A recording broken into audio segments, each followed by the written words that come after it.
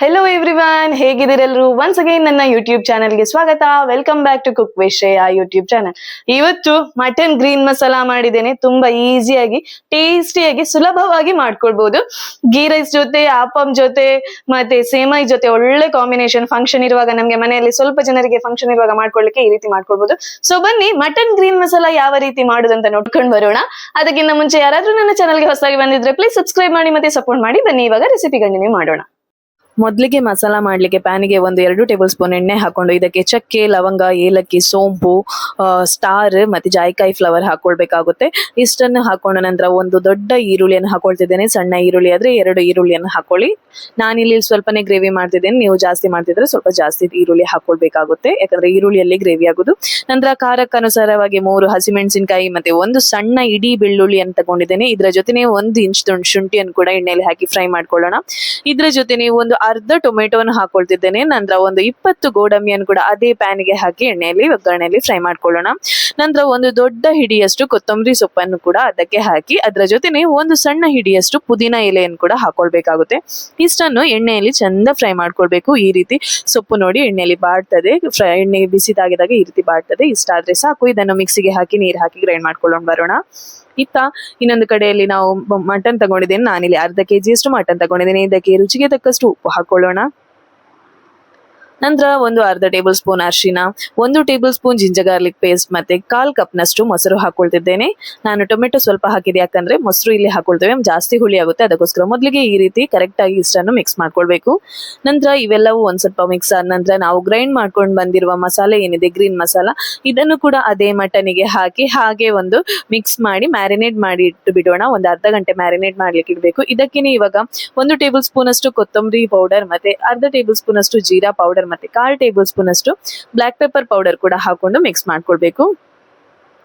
ಎಲ್ಲವನ್ನು ಸರಿಯಾಗಿ ಮಿಕ್ಸ್ ಮಾಡ್ಕೊಳ್ಬೇಕಾಗುತ್ತೆ.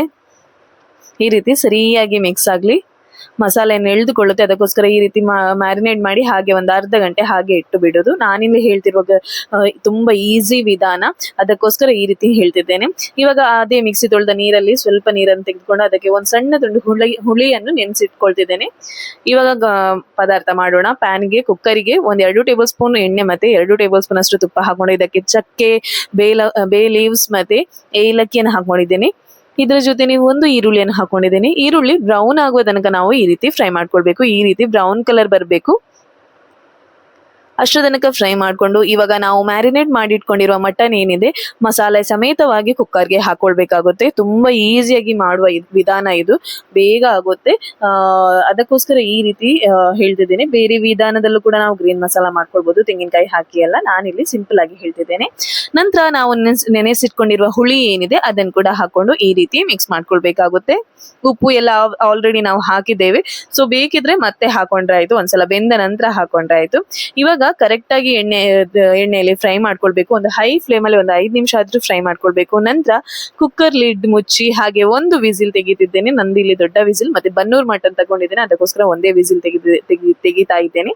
ನಿಮ್ಗೆ ಎಷ್ಟು ಕುಕ್ಕರಿಗೆ ಮಟನ್ ಬೇಯಲಿಕ್ಕೆ ಎಷ್ಟು ವಿಸಿಲ್ ಬೇಕೋ ಅಷ್ಟು ನೋಡ್ಕೊಂಡು ತೆಗಿಬಹುದು. ಇವಾಗ ನೋಡಿ, ನಂದು ಮಟನ್ ಕುಕ್ ಆಗಿದೆ, ಆಲ್ಮೋಸ್ಟ್ ಒಳ್ಳೆ ಕುಕ್ ಆಗಿದೆ. ಇವಾಗ ಇಲ್ಲಿ ನಾವು ಒಂದ್ಸಲ ಕುಕ್ ಆಗಿದ್ರು, ಇನ್ನೊಂದ್ಸಲ ಕುಕ್ ಆಗ್ಲಿಕ್ಕಿದೆ. ಅದಕ್ಕೆ ಇವಾಗ ನಾವು ಮಿಕ್ಸಿ ತೊಳೆದ ನೀರು ಏನಿದೆ ಅದನ್ನ ಇನ್ನೊಂದ್ಸಲ ಹಾಕೊಳ್ಬೇಕಾಗುತ್ತೆ. ಅದು ನೀರಿಲ್ಲ ಅಂದ್ರೆ ನಾರ್ಮಲ್ ನೀರು ಹಾಕಿ ಈ ರೀತಿ ಹಾಗೆ ಲಿಡ್ ಮುಚ್ಚಿ, ಫುಲ್ ಟೈಟ್ ಅಲ್ಲ, ಜಸ್ಟ್ ಓಪನ್ ಇಡಬೇಕು. ಈ ರೀತಿ 1/4 ಗಂಟೆ ಆದ್ರೂ ಪುನಃ ಕುಕ್ ಮಾಡ್ಕೊಳ್ಬೇಕು. ಇವಾಗ ಉಪ್ಪು ಬೇಕಿದ್ರೆ ಹಾಕೊಳ್ಳಿ. ನೀರ್ ಮಾಡಿದ್ದು ಕುಕ್ ಆಗಿ ಅದು ದಪ್ಪ ಆಗುತ್ತೆ, ಅಷ್ಟು ತನಕ ನಾವು ಕುಕ್ ಮಾಡ್ಕೊಳ್ಬೇಕು. ಮಟನ್ ಅದ್ರಲ್ಲಿ ಇನ್ನೊಂದ್ ಸ್ವಲ್ಪ ಬೇಯಬೇಕು, ಅವಾಗ ಮಾತ್ರ ಗ್ರೀನ್ ಮಸಾಲದ ಫ್ಲೇವರ್ ಕರೆಕ್ಟ್ ಆಗಿ ಬರುದು. ಈ ರೀತಿ ಓಪನ್ ಇಟ್ಟು ಅಥವಾ ಲಿಡ್ ಮುಚ್ಚಿ ಒಟ್ಟಿಗೆ ಲೋ ಟು ಮೀಡಿಯಂ ಫ್ಲೇಮ್ ಅಲ್ಲಿ ಈ ರೀತಿ ಕುಕ್ ಮಾಡ್ಕೊಳ್ಬೇಕು. ಎಣ್ಣೆ ಬಿಡ್ತದೆ, ಅಷ್ಟು ತನಕ ನಾವು ಕುಕ್ ಮಾಡ್ಕೊಳ್ಬೇಕು. ದಪ್ಪ ಆಗುವ ತನಕ ಕುಕ್ ಮಾಡ್ಕೊಳ್ಬೇಕಾಗುತ್ತೆ. ನೋಡಿ, ಅವಾಗ ಎಷ್ಟು ತೆಳು ಇತ್ತು, ಇವಾಗ ನೋಡಿ ಎಷ್ಟು ದಪ್ಪ ಬಂತು. ಇದಂತೂ ಮಟನ್ ಗ್ರೀನ್ ಮಸಾಲ ಅಂತೂ ಗೀ ರೈಸ್ ಜೊತೆ ಅಂತೂ ಬೆಸ್ಟ್ ಕಾಂಬಿನೇಷನ್.